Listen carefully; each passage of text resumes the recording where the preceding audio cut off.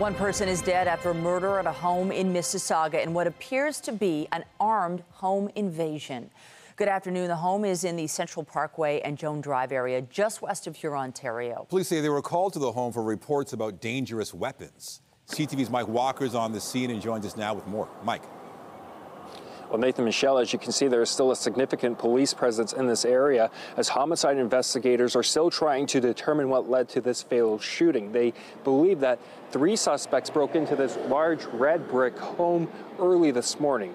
Now, one neighbor I spoke with described hearing a violent sound that he says startled him out of bed. Police say several people were inside the home and this armed home invasion occurred around 3:45 this morning. Investigators say one man was fatally shot during an altercation. 2 others were injured. Their injuries considered non-life threatening. Now, while the motive isn't clear at this time, neighbors tell us that they've seen several people recently coming in and out of the house. They also tell us that the homeowners recently installed a new security system. Here's more from one witness and police on what they know so far. Around like 3:30, I woke up to something. I don't know what it was exactly. A loud pop. I was in a deep sleep, but it woke me up. It was loud enough to wake me up. That's all I know. Just I think the family or whatever was over there screaming a bit. I heard the police. From the information we received so far, we believe that 3 suspects attended a residence in this area, forced entry inside, and some sort of altercation took place, and at some point, firing was used. The individual who is now deceased was in his 50s, and the 2 other individuals, they're both male adults. Now, homicide investigators continue to canvass the area for witnesses and surveillance footage. At this point, police have not released the victim's identity and also haven't released any suspects' descriptions. Reporting live, I'm Mike Walker. Michelle, back to you. Thank you, Mike. Meantime, in Toronto, there are 2 separate homicides in different parts of the city to tell you about. A man was stabbed and died in the Jane and St. Clair area. The stabbing occurred in front of a restaurant in a plaza. Over at Lawrence in the Allen Road, a man in his 20s was shot and died. Police provided an update this morning on both of those incidents. While investigators are in the early stages of these investigations, I can confirm that the Toronto Police are canvassing for any witnesses and looking for any video for both of these incidents. We know that the recent violence in Toronto over the last several days, we've had 5 homicides and a few shootings, several shootings. It's deeply concerning, and we understand the community's alarm. Our officers are working around the clock to investigate these situations.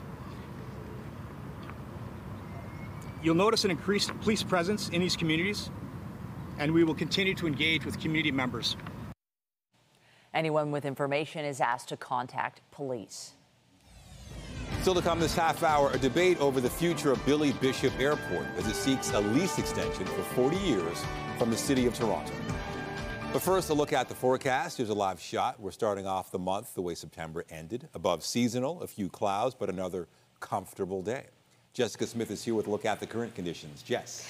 It is really warm out there already, and we'll see a daytime high again, as you mentioned, above seasonal. The humidex values in the upper 20, low 30 range, but we're keeping an eye on a cold front set to bring some showers throughout the afternoon and evening. Not a wash of a day by any means, but if you do have any outdoor plans later on today, a good idea to keep your rain gear handy.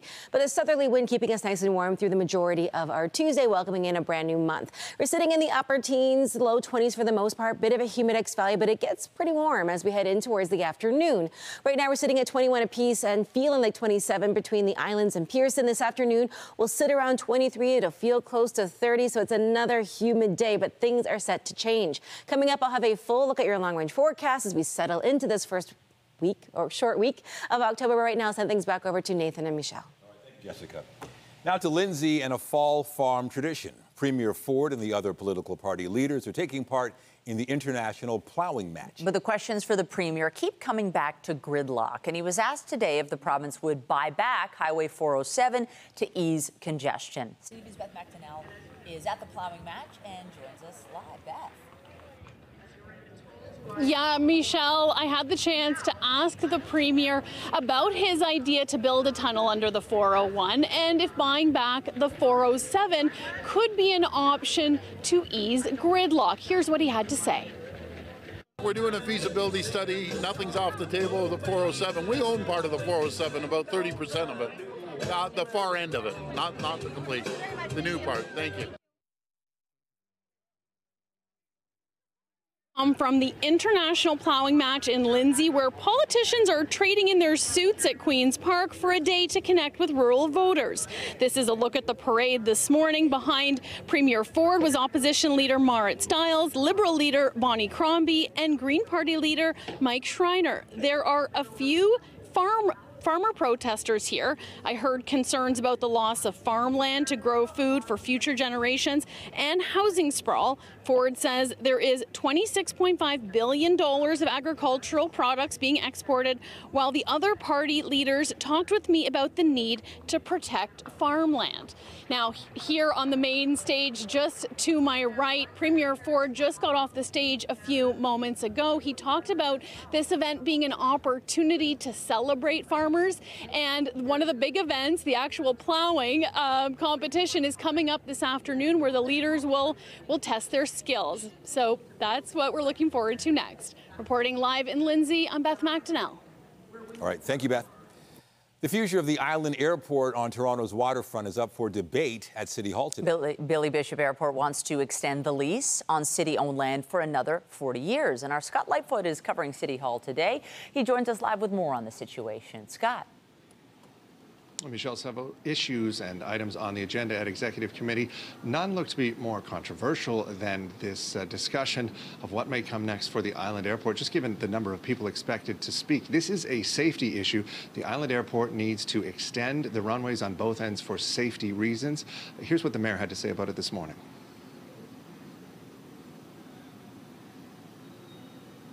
In years, Billy Bishop Airport knows that runway is too short. So what should be the goal?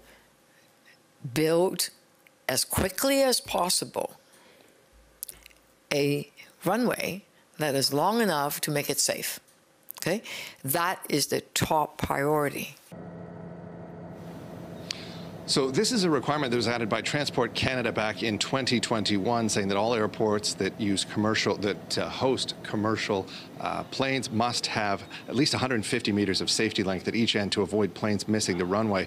Ports Toronto says it is studying several options. It looks as if the Executive Committee will take the most basic one, but the Airport Authority is also asking for an extension of the agreement it has with the city and the federal government, a 40-year extension, which they say would allow a longer window to help finance the runway expansion.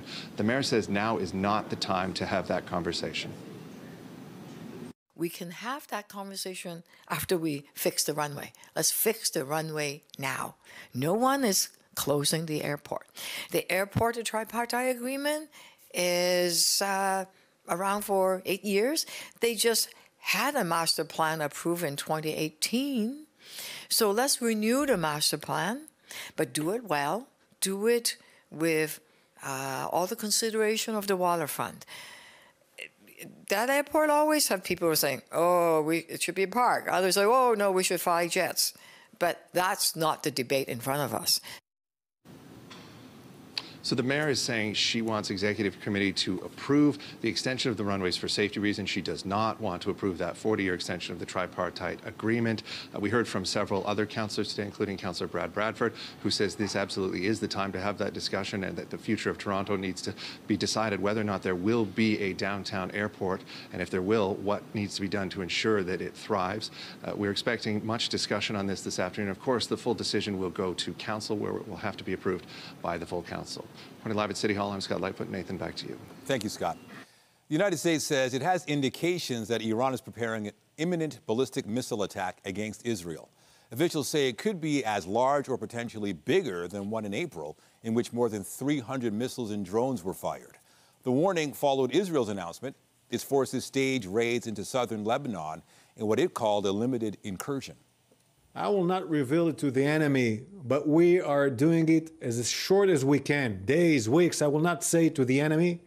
We will do the necessary thing in a limited and local operation that we are conducting now. Israel has vowed to pursue operations against Hezbollah until it is safe for civilians to return to their homes in northern Israel. Airstrikes and artillery fire pounded Beirut and southern Lebanese villages where people were ordered to evacuate. Hezbollah militants responded by firing a barrage of rockets into Israel. There was no immediate word on casualties as fighting intensified and Israeli soldiers entered Lebanon. What this is going to be is the Israeli land forces are now going to go through site by site the Hezbollah defensive positions, munitions, command and control areas that can interdict Israel from that side of the Lebanese border and probably destroy them and ensure that they are no longer a threat. And that's a follow-up to the air campaign to make sure that the protection is there. Western nations are updating contingency plans for organizing evacuations from Lebanon. Ottawa has secured an additional 800 seats on flights over the next 3 days for Canadians, permanent residents, and their immediate family. The next flight is scheduled to leave today. The House of Commons is set to vote on another non-confidence motion looking to bring down the Liberal government. This motion was tabled by the Conservatives just one day after their first attempt failed to get enough votes. Today's outcome is likely to be the same. The Bloc Québécois is expected to vote against it to give the Liberals time to work on their party's demands, which include increasing old age pension payments for seniors. The Conservatives are due to table at least one more motion to topple the government before Christmas. There's a grim new picture of Hurricane Helene's catastrophic and punishing path. New images have emerged showing the scope of the devastation as the death toll rises. CTV's Joan reports. In North Carolina, unimaginable destruction. Lake Lure is clogged with a mountain of debris, what's left of boats and people's homes washed away. The roads are impassable or have collapsed, cutting off entire communities. It really feels like a post-apocalyptic scene. Roads blocked, multiple trees down on one road. The power lines looks like, spaghetti. After the hurricane slammed into Florida, traveling inland, it unleashed historic flooding and mudslides in the Carolinas. My car's gone. I'm okay. It's okay. Everything's gone. The hurricane merged with another storm system, dumping more water than anyone here has ever seen. It's a total mess. People have been swept away. Business have been ruined. Lives have been lost. It's absolutely insane, to be honest. Oh, my God. The largest city, Asheville, a tourist hub, was hit hard. Officials are airlifting in emergency supplies. People are in desperate need of drinking water, food, fuel, and millions are without power. Families in agony as hundreds of people are still unaccounted for. Search and rescue teams and National Guard troops have not stopped. It's just really horrifying. It's sad because there's still people there that are really hard to get to. Touring Georgia's storm damage, Donald Trump attacked the Biden administration, claiming Kamala Harris and the president are ignoring Republican states. Let me get this straight. He's lying. And the governor told him he was lying. Implies that we're not doing everything possible. We are. Marshalling every federal resource, FEMA is already on the ground along with aid groups bringing in supplies. The president and Harris plan to travel to the disaster zone, but it will take months, even years, to recover from this devastation. Joy Malvin, CTV News, Washington. The two U.S. vice presidential candidates will square off tonight in what will likely be their only debate before next month's election. The stage is set in New York for the debate being hosted by CBS News. It will give Democrat Tim Walz and Republican J.D. Vance an opportunity to introduce themselves and make their case for their running mates. It also might be the last debate of the campaign. The teams for Kamala Harris and Donald Trump have not agreed on a second showdown between the two presidential candidates. And CTV's Scott Hurst joins us now with more. Scott, so what can we expect in tonight's debate? Nathan, these two vice presidential candidates are meeting exactly 5 weeks until Election Day. So this is really coming down to the wire for both the camps as they head to the November 4th deadline. Of course, that is Election Day. But in the meantime, there are a lot of states where early voting is ramping up. So this is really a critical time in the race for the White House. And both candidates, they've really been crisscrossing the U.S. and crisscrossing battleground states, touting their Midwestern working class roots. And both of them have been strategic political picks against their bosses, against the presidential candidates. Of course, Donald Trump, a New York billionaire, Kamala Harris, a California Democrat. So we've seen both Tim Walz and J.D. Vance camps really say that they are the champion of Middle America. Tim Walz is a 60-year-old Liberal governor of Minnesota, former high school teacher and football coach. J.D. Vance, a 40-year-old senator and best-selling author. Now, they both, though, have opposing views of where the country is headed, and we can expect them to attack each other on some comments they've made recently on the campaign trail. And beyond that, Walz will likely go after comments J.D. Vance made about Haitian migrants, those comments that were echoed by Donald Trump during the last presidential debate, and also his line about childless cat ladies. Whereas Vance, we can expect him to criticize Tim Walz about exaggerating his military rank. We've heard them both make those comments in recent weeks when they've been campaigning. Now you can expect them to attack each other firsthand, but also lay out their visions, their tickets' vision for America. And Scott, what about these VP debates? Do they actually sway voters? Ultimately, they're often referred to as the undercard for that reason specifically. It's not the main event. It's not the presidential debate. But in this case, it may be a little different in this election cycle. This is likely to be the last time that the two camps are going head-to-head. There was only one debate between Trump and Harris, and there's only one debate right now, the vice presidential debate. So this will be the last time that Americans will see them go head-to-head in a debate-style format.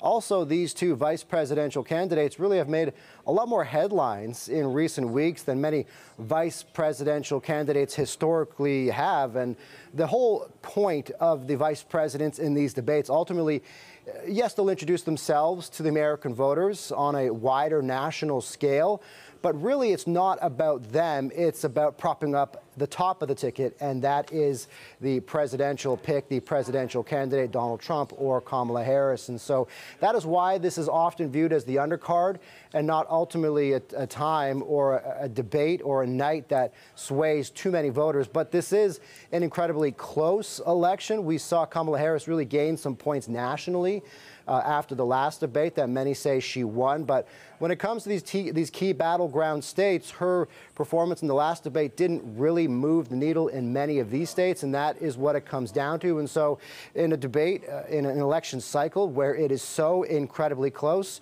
could there be a knockout punch tonight? Sure, that could very well happen, but typically these debates don't ultimately move the needle, Nathan. All right, we're going to find out. CTV's Scott Hurst on the vice presidential debate. Thank you. Thanks, Nathan. More Canadians are watching their cost of living climb and drowning in debt while depending on credit cards to survive. And as CTV's Colton Prale tells us, there are new warnings from the Bank of Canada. John Reddens considers himself lucky. His apartment is rent-controlled. Still, on the first of every month, that payment wipes nearly his entire monthly income. About 3/4 of it, I would say, it's taken. And then we have to decide what do we want. It means purchasing those essentials with money he doesn't have. We're using sometimes our credit card for food purchases. But Reddens isn't alone in turning to credit cards. With less equity to access, so many renters are using credit that the Bank of Canada is starting to worry. And this share is now above typical historical levels. This is concerning. The percentage of renters carrying credit card debt of at least 80% of their borrowing limit has jumped from less than 1 in 5 in 2020 to nearly 1 in 4 and climbing. The stress that this is causing is actually leading to declines in consumer spending on a per-person basis. So this is very recession-like. Across the country, rent prices are up nearly 6% year over year, with the average one-bedroom unit costing an extra $400 per month compared to 2020. Increasing the housing supply is a long-term solution, and experts say reducing immigration will help slow price increases short-term. But creating real affordability is still a long way off. Combined with some modest and challenging supply environments, that is going to be a problem we'll see for the next 5-10 years. Consumer credit card debt hit $122 billion this year in Q2, the highest it's been since 2007. According to Equifax, it's millennials and younger Canadians who are having the hardest time paying their bills. Colton Prale, CTV News, Ottawa. We're getting word today the Toronto District School Board field trips to events to mark Truth and Reconciliation Day yesterday were canceled.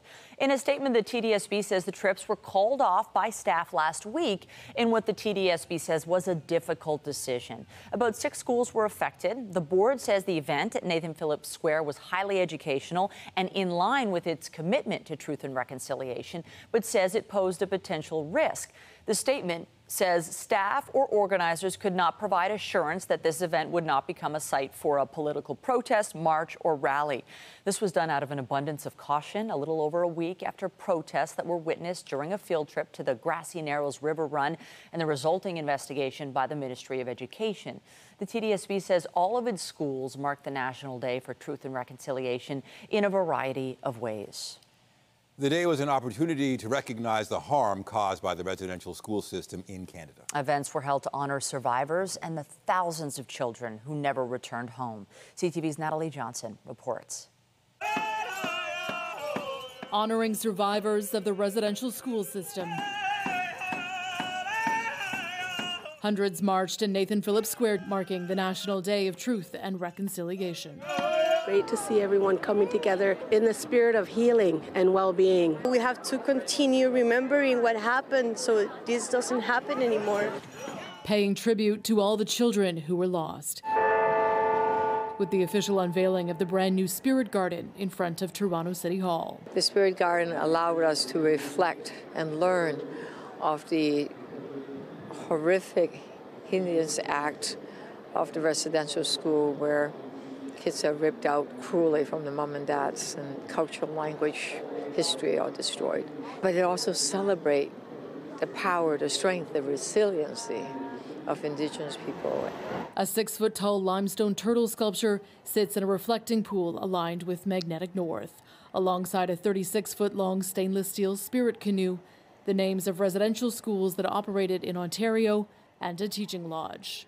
That's our gift that was given to us. I think there's a lot of shared values around respecting tradition, acknowledging, the harm and the damage that was done through the residential schools, but also sort of providing a place that is secluded, can be, a little bit reflective. Anishinaabe artist Solomon King designed and sculpted the 10-ton turtle centerpiece. I wanted to bring forward the ideas and the feelings and the thoughts and the vision of why we're here, and that is the residential school survivors. As I'm walking on every piece of this earth, you're stepping on a body from years and years and years ago, because they didn't have plots back then. You were just placed and sacred. So basically every inch of this land is a burial site.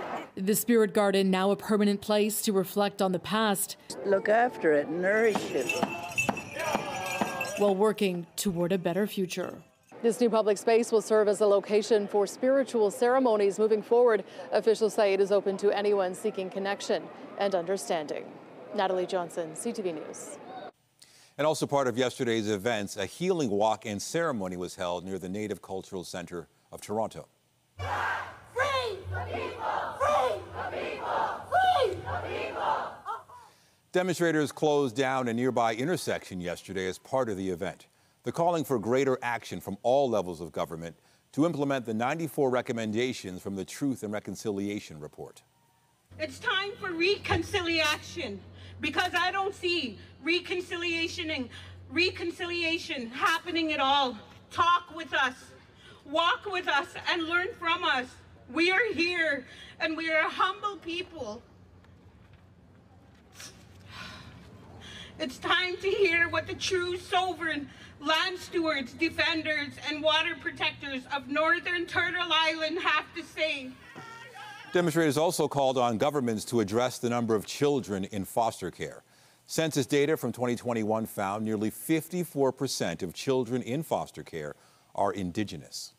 Meantime, Ontario MPP Solma Makwa is calling on the province to make the National Day for Truth and Reconciliation a paid provincial holiday. To get to where we are today took generations. It's going to take some time to get out of that, where we are a good society, we're a good very good, Ontario, a very good Canada, but it's going to take some time. But we need to start somewhere, and I think there's steps that could be taken. The steps are very slow, and but I think we need to start acknowledging the that 94 calls to action, and this is one of the calls to action of the 94 calls to action, and I think we need to be able to do that, and Ontario can do better. And again, it's slow, but it's moving forward. Mamakwa, who is Ontario's only Indigenous MPP and a residential school survivor, plans to table legislation in his own language to call for the change. The day is a federal statutory holiday, but not a provincial one in Ontario. Jess. Although we had some cloud cover to start the day, there are a few peaks of sunshine before the shower activity rolls through as the cold front sweeps across southern Ontario, set to bring some rain and a bit of a cool down as we head in towards our evening. But this afternoon still pretty nice. We'll be at 23, kind of feeling like 29, maybe 30. That southeasterly wind, pretty calm. But as we head into that second half of our day, wind direction changes and things are going to switch up. Coming up, I'll have a full look at your long-range forecast as we settle into these first few days of October.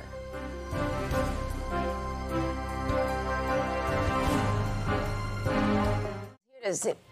Hey, yeah, we're up. Time for your weather forecast. And you know what?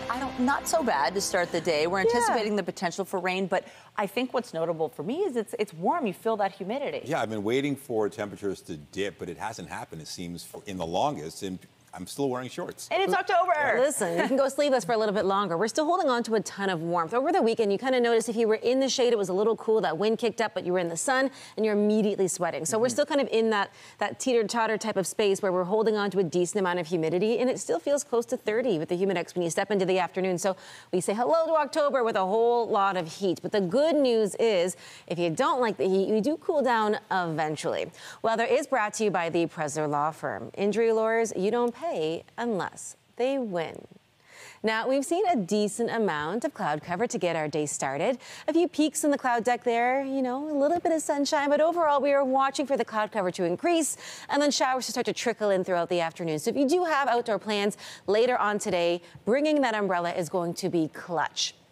The good news is, again, if you like the warmer fall weather, we've got that and then some as we head throughout the day today. We'll take a look at our temperature map, and it is going to be relatively comfortable out there. We're sitting at 21 right now. It feels like 27 already, really humid as well out through Ottawa. Northern Ontario already cooling down, but that's as that cold front swings its way across. Behind it, a little bit cooler of an air mass, and wind direction changes to become more northerly. As we head into the afternoon, we'll sit around 23. It'll feel like 29, but overall, we're holding on to that humidity throughout the day today. So despite not seeing brilliant sunshine, it's still quite warm out there. As we head in towards this evening, we're still really above seasonal. This trend not going anywhere as we step in towards the beginning of the month. We should be at 8 and we'll sit at 13. And everybody dealing with some showers tonight and some really humid weather. So again, it's a little bit sticky out there.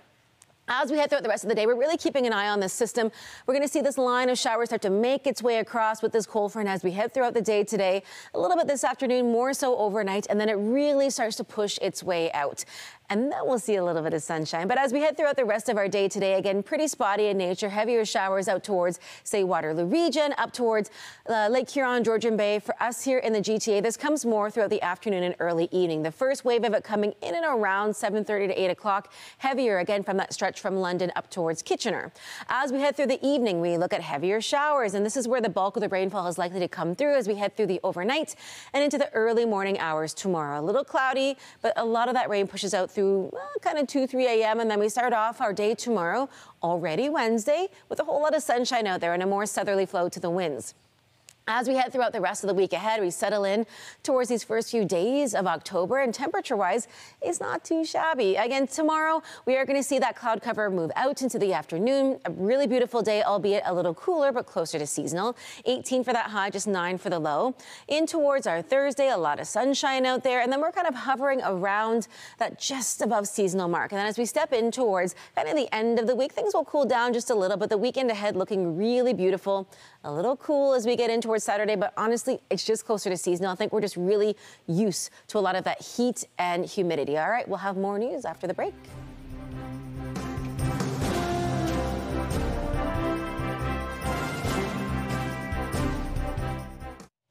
October has finally arrived, and while we've been enjoying some warmer weather, winter will be here before we know it. Here's CTV's Pat Foran with some tips and tricks for using space heaters around your home to keep warm. When it's chilly, a space heater can provide a little extra warmth, but they can also be dangerous, as statistics show space heaters are still involved in about 1/3 of all home heating fires, so safety matters. We run a series of safety tests to identify heaters that may pose a burn risk. The safest space heaters turn off automatically if they become too hot or if they're knocked over. And does the heater have the potential to ignite flammable fabrics? This test checks for that and assigns a poor rating if the heater ignites a cotton towel on its hottest setting. Choosing the right space heater for your home comes down to what you want your space heater to do. You need to consider whether you're just trying to warm yourself up or whether you're trying to heat an entire room. Our tests show that not all models can do both. When it comes to space heaters, a convection heater with a fan will heat a small space quickly and efficiently. They're best for workshops and offices. An oil-filled radiator is quiet but takes much longer to heat rooms. It's best for living and bedrooms. Radiant heaters produce heat instantly but have limited range. They're best for workshops and garages. And baseboard heaters are quiet and able to heat large spaces. They're best for basements and family rooms.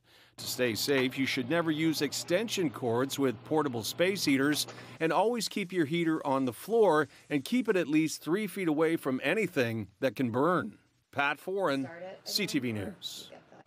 Now to the latest to bring a troubled spacecraft back to Earth. Boeing's Starliner was deemed too risky to bring home the 2 astronauts it had shuttled up to the ISS, so it went back to Earth without them on board. On Saturday, SpaceX sent up a rescue mission to get those stranded astronauts, but they still will not be coming home for many months now, until February. To explain why, we brought in our science and technology specialist, Dan Riskin. Dan, this is some story. I can only imagine what they're feeling up there. 2 astronauts, Cindy Williams and Butch Wilmore, they were supposed to go up just for 8 days. Now they've been up for months. Why not bring them home now? Why do they have to stay months longer? Yeah, it's a great question. I mean, it feels like a great episode of Gilligan's Island where they went for a 3-hour tour and it just got out of control and now they're stranded. I guess the first thing to point out is that they're thrilled to be there. These are astronauts. They train their whole lives for the opportunity to go to space. And when you're told you get to go up for months instead of just for days, that's a happy day for an astronaut. I mean, they wanted the mission to be a success, and they were, disappointed that they couldn't go back on the same spacecraft that they took to get up there. But now that they're there, they'd rather stay than go, I think is one important message. So it's not a question of people that are stranded and dying to get home as soon as possible. And as for SpaceX, it's very expensive to do those missions, and they're on sort of a 6-month rotation. And so instead of sending a special SpaceX spacecraft to get those 2 people and bring them back, the plan was to just bring them into the rotation. So instead of 4 people going up on that mission this past weekend, just 2 people went up. And now those 2 quote-unquote stranded astronauts become the 3rd and 4th member of that crew. They'll complete the mission, and then they'll come back in February. So they really are just stepping into the rotation of the regular SpaceX trips. It's not a question of being stuck for extra months and banging on the glass and saying, please take us home. Why do we have to stay? Sounds like a movie. Hopefully they made themselves at home. Dan, there's new science on how sleep can help us make better decisions. I think a lot of people think that's the case. What kinds of decisions are we talking about here? Yeah, I think sometimes when you're told good advice and it feels like good advice, it's not a bad idea to just check the science behind it and make sure it really holds up. And this is a case where, you know what, don't make a big decision, sleep on it, decide tomorrow. That's good advice. And the reason we know that is from a study where they gave people this game where they were shown a bunch of boxes and asked to figure out which one is worth the most money when you add up all the things that are in the box. We're going to do a garage sale, so pick the box that'll make the most money. And some of the boxes had a bunch of great stuff on top, and other boxes had the good stuff buried down below. So your first impression of some boxes was, wow, that looks great. And your first impression of other boxes was, meh. In reality, all of them were equally valuable. They all were worth the same amount. But when you give people those boxes and you say, pick the one that's the best, they're really guided by their first impression. This is something, sort of a problem in our psychology that all of us have, is that we really go with our gut, and sometimes our first impression isn't all that accurate. But for this experiment, when they had people sleep for a night, they made them go away, sleep for the night, and come back the next day, and then make their decision.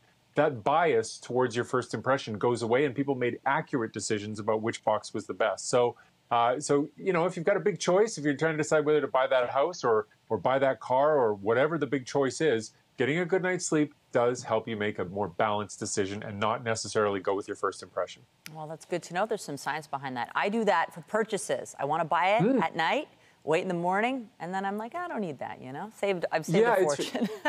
I know exactly what you mean. If I'm still thinking about it, that's a good sign, but often I've forgotten all about it, and then I'm kind of glad I didn't go ahead and buy it. So true. Finally, Dan, there's a researcher that has a rather cynical take on how some people seem to live past 110 years in certain parts of the world. I'm sure folks have heard about these blue zones and people who live much longer than the average person in these blue zones. Tell us about what this researcher is saying. Yeah, so Okinawa, Japan, there's an island in Greece, there's another place in Sardinia where mysteriously people live past their 110th birthday all the time. And, you know, what's the secret? So, you know, people go there and they ask them, what are you eating and how are you sleeping? And maybe there's some secret about their lifestyle that we got to uncover. But this new research suggests that maybe the secret to living past your 110th birthday party is to have really bad records of when you were actually born.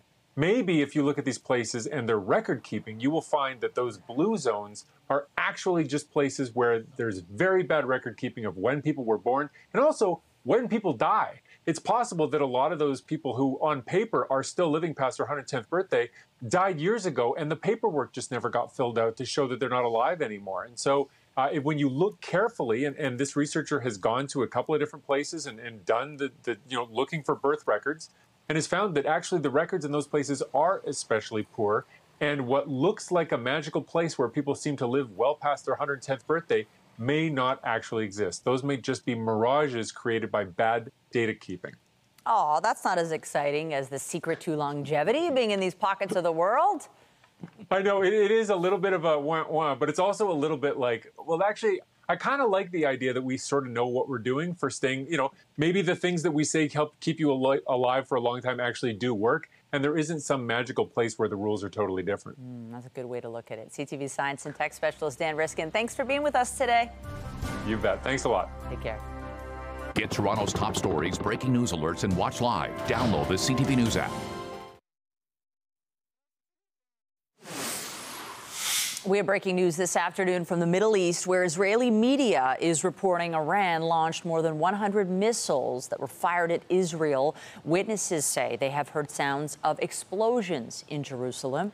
The United States says it is prepared to help Israel defend against these attacks and protect American personnel in the region. This is a developing story. These are live pictures right now in Tel Aviv. We will continue to monitor the situation and bring you more details as they become available. The minimum wage in Ontario is increasing starting today. The minimum wage is now $17.20 an hour, while students under 18 will now earn a minimum of $16.20. The home worker's minimum wage is also on the rise. A home worker is defined as someone who works out of their own home for employers. They will now make a minimum of $18.90 an hour.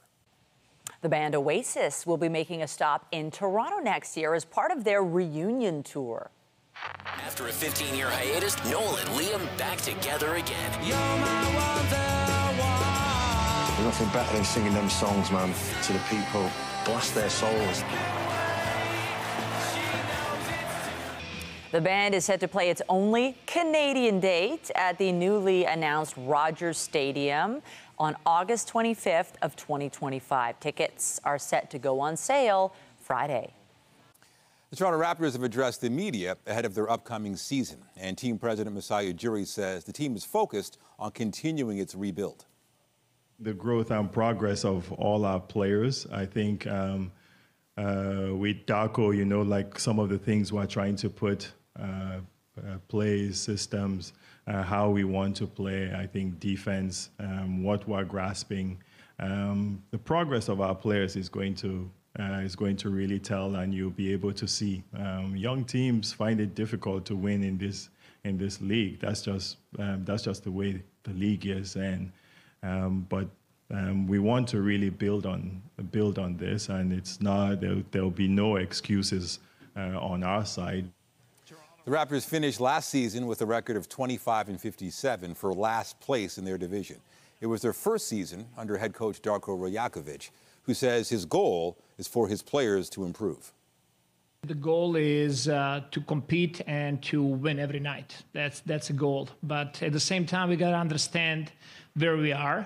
We got to understand that the moment of the organization, and we're starting year one of our rebuild. We have very young core. We have guys that we believe in, and we have work to do. So every night we're going to prepare to go and compete and fight and bring the best we can. But at the same time, we got to see the big picture and understand what are we trying to achieve. The Raptors are expected to build this year's team around star forward Scotty Barnes, who signed a 5-year extension in the offseason. The Raptors will kick off preseason action Sunday against the Washington Wizards in Montreal. The regular season begins October 23rd at home against the Cleveland Cavaliers. We received word over the weekend a global giant of basketball has died of brain cancer. Dikembe Mutombo's impact on the court is also or only a small part of his life story. CTV's Kathy Lee has the story. Mutombo's in. A formidable presence and defensive force under the basket, Dikembe Mutombo was renowned for his shot-blocking ability and his signature finger wave, iconic in the NBA.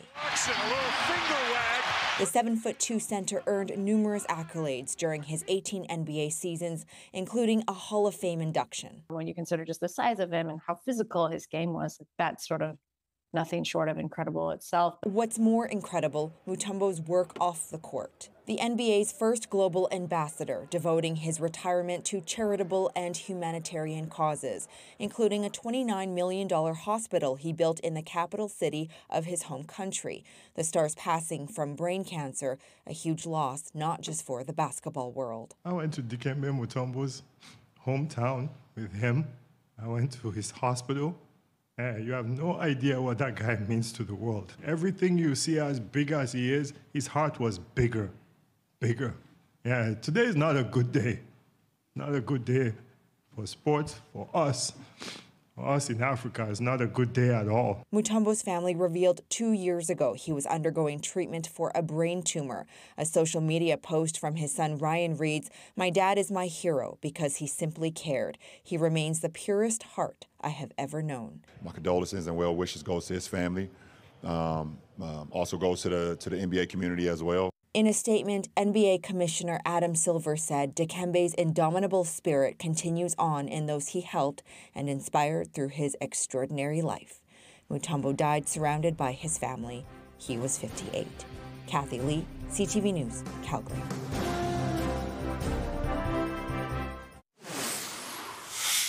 We have more now on that breaking news from the Middle East. These are live images in Tel Aviv. And we've been hearing explosions as we continue to monitor the situation. Alarms sounded across Israel as officials say missiles were fired from Iran. Reuters reporting 100 Israeli officials were saying that's how many. Earlier, the military had announced that any ballistic missile strike from Iran was expected to be widespread. Witnesses say some Iranian missiles were intercepted in Jordanian airspace as they flew towards Jerusalem, where loud explosions have been heard. The U.S. has commented, saying it is prepared to help Israel defend itself from Iranian missile attacks and to protect American military in the region. So we are continuing to monitor this situation. We know there's been escalation overseas in recent days, and now we are monitoring Iranian missiles being fired towards Israel. We'll continue to follow this situation and we'll bring you any updates as they become available. But for now, we're going to turn our attention back to news closer to home. Voters in Saskatchewan are going to the polls later this month.